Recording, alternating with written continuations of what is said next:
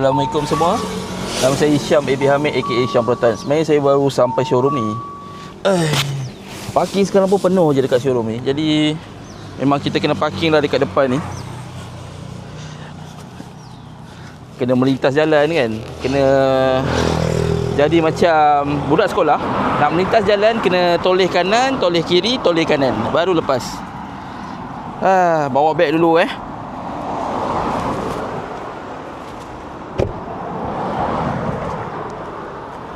Okey, ini showroom saya tau. Showroom saya dekat sana tu. Itu ialah Gerak Roda Siang Berhad. Yang mana kami ialah 4S lah. Kami punya 3S servis semua dekat sini. Tapi untuk yang bahagian claim insurans, cat, itu ada dekat tempat lain. Dekat je dengan area sini. Lebih kurang dalam 15 minit lah. So kita nak melintas jalan ni, nak kena tengok kanan kiri ni. Ini yang benda yang paling mengganggu jiwa ni. Kadang-kadang jadi macam anak ayam. Okey, jap. Kita nak kena melintas jalan dulu. Okey. Hari ni ialah hari Sabtu dan kita ada buat